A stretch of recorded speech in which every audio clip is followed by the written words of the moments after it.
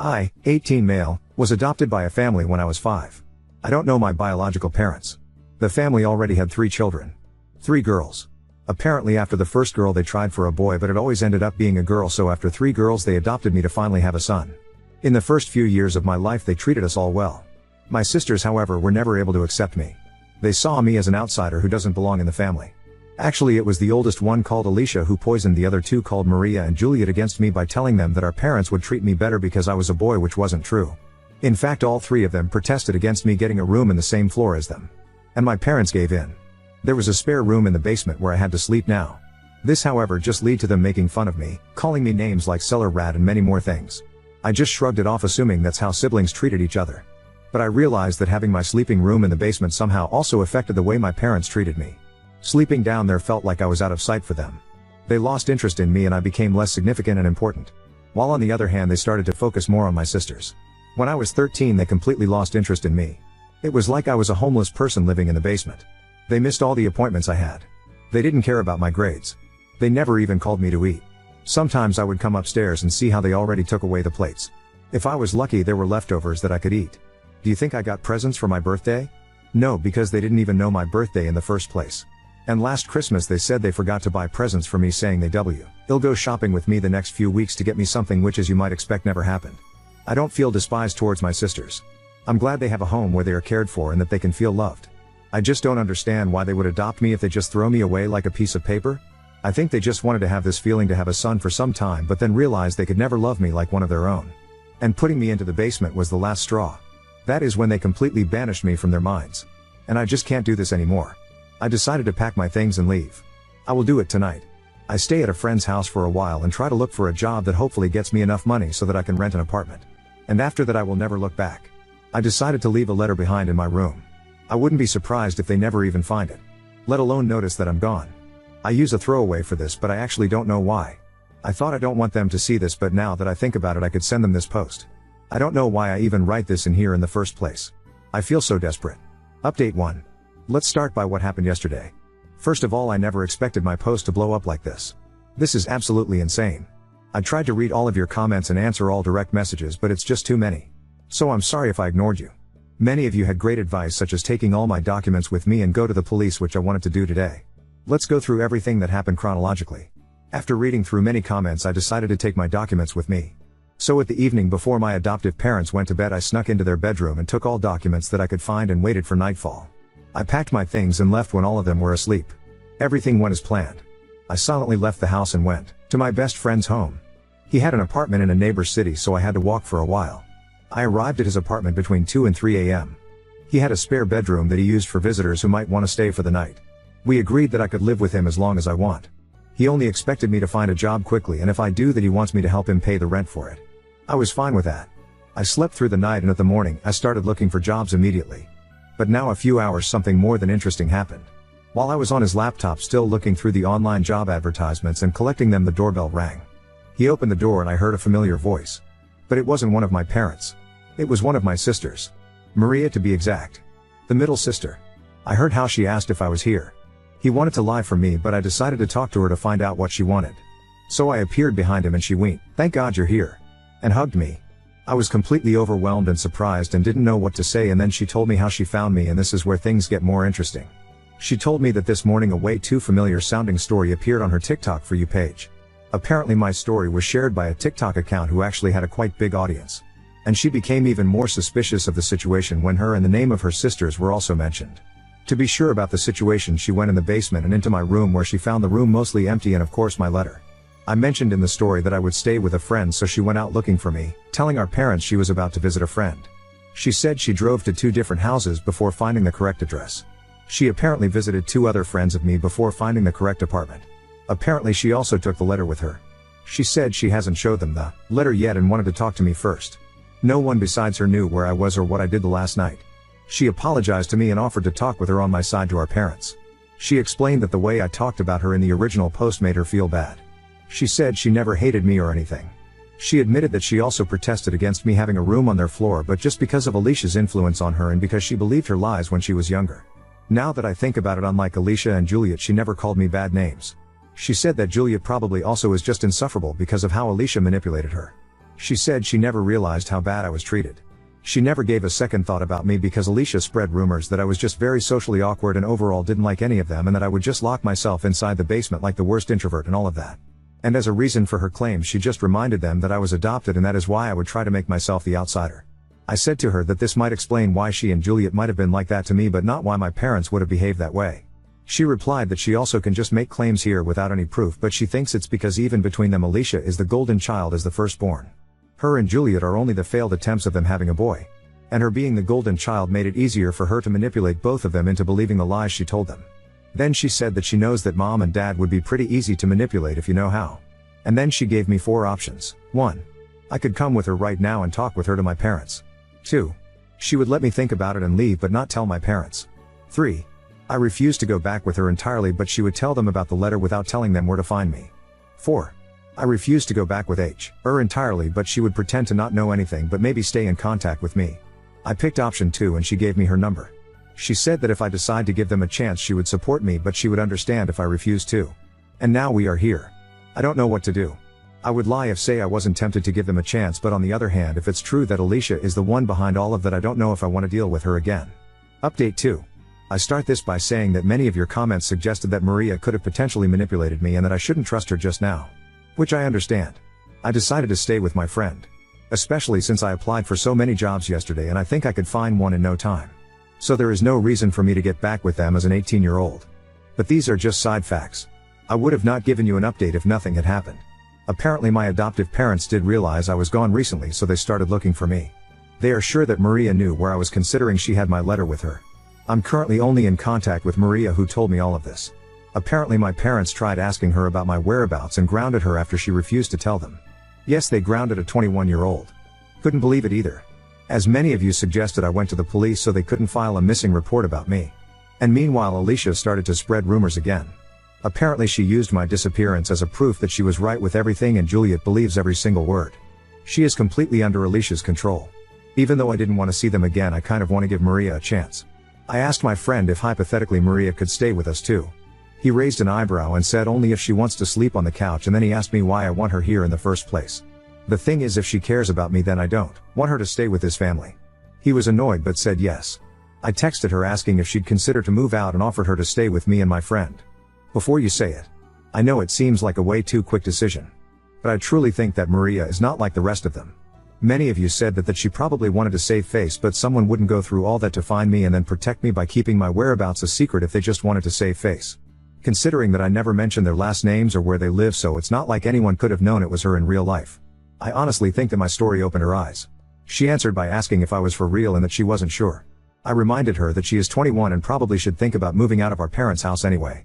And that she was grounded at her age is pretty effed up. They treat their children like 10-year-olds even if they are adults.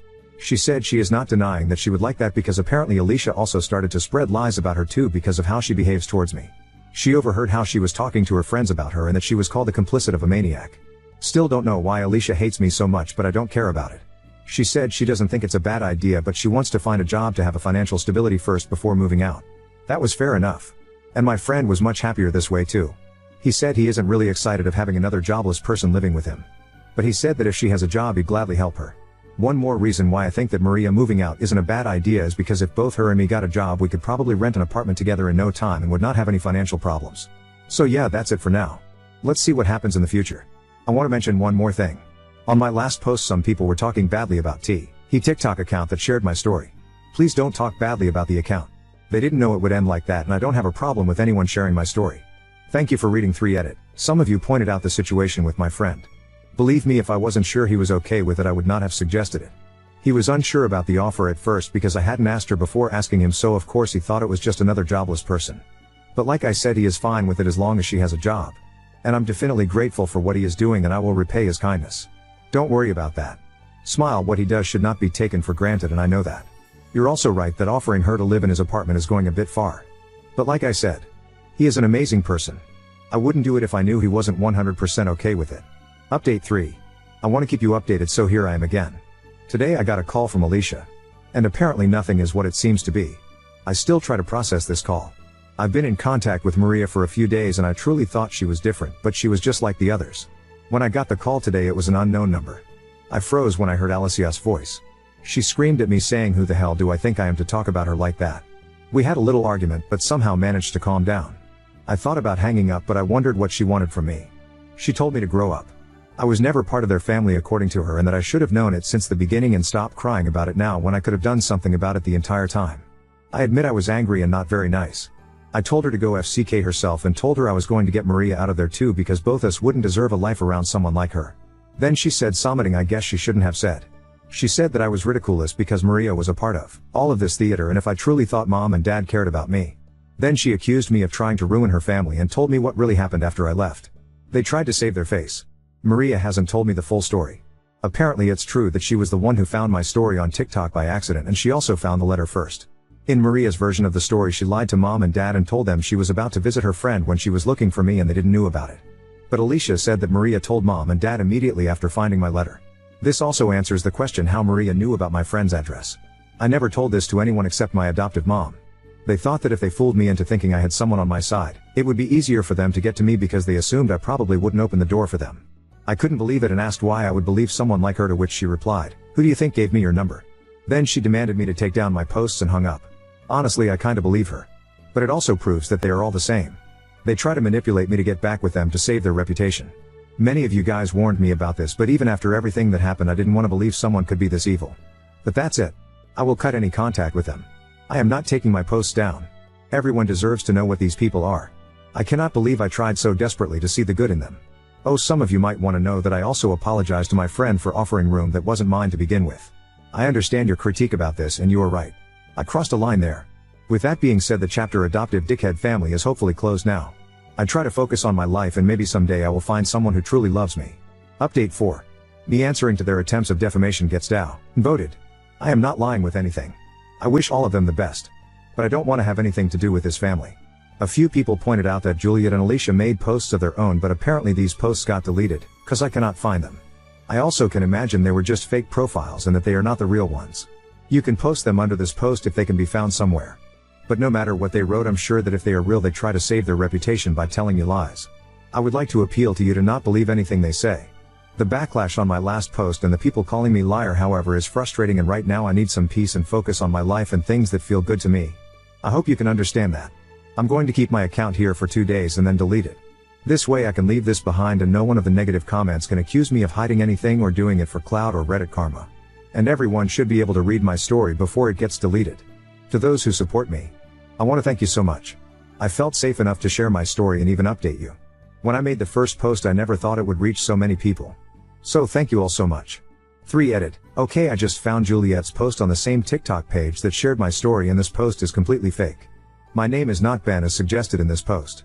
It's more like a fan fiction of my story where someone who has nothing to do with our family tried to add their perspective. And the situations that were described there never happened. It's not even that they happened and it's just a different perspective. No. It's completely made up. Now on to second story. Parents turned against me and got a restraining order against my husband after he defended himself when my mother tried to attack him over buying a shed. I, 33F, have been married to my husband, 32 male, for a few months, but we've been ether for 6 years. My parents had asked us to move into their home 2 years back to help them out since my dad is medically disabled. We agreed because this would allow us to save up for a house. When I was 19, my father had a brain tumor and at the same time his mother was in the hospital and it wasn't good. My mom spent all her time at the hospital with my grandma, so I decided to take 2 years off from college and put in a leave of absence from my job until my dad was better so I could take care of him and my brother who is younger. Fast forward, I met my now husband at work and we hit it off.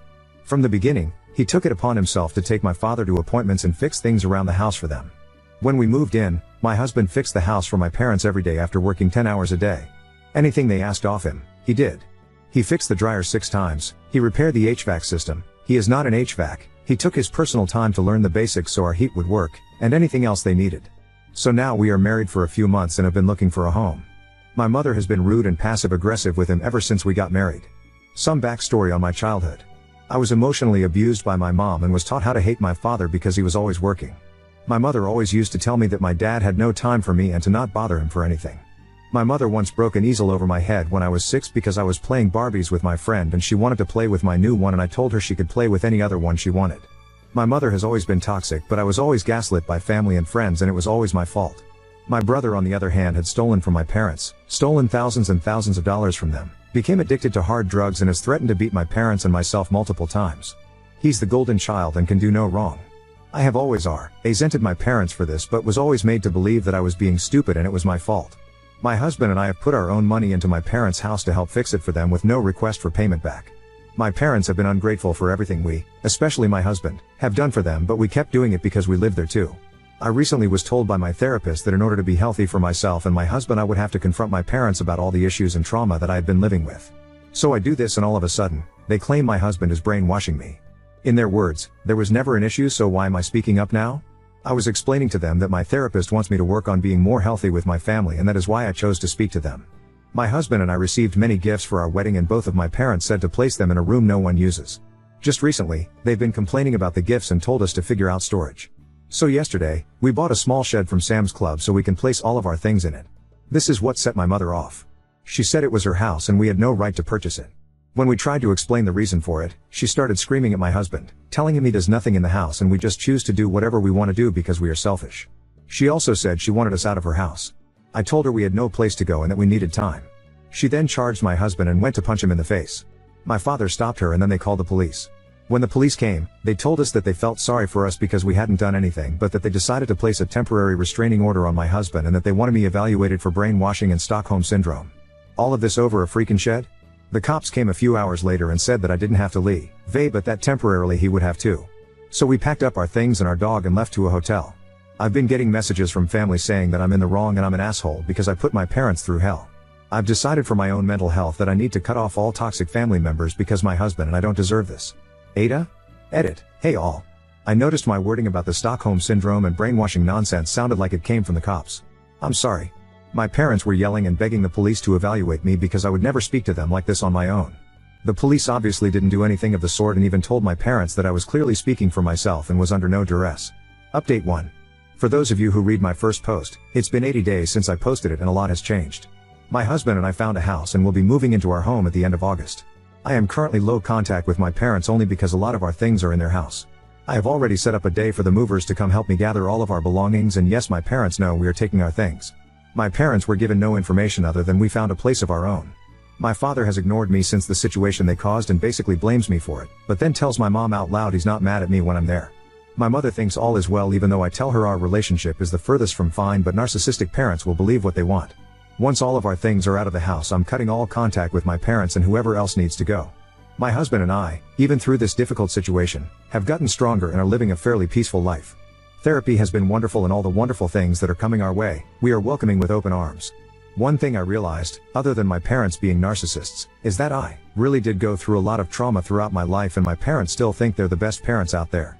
There was a moment, in the beginning of all of this, where I thought I couldn't keep going. When I came out of that place and was strong again, I spoke with my parents about it since my mom kept telling me how much they care about me still. Their response to all of this: oh well, that's not our fault and shit happens. They're right. Shit does happen. And it's gonna hit them hard once I'm out of their lives for good.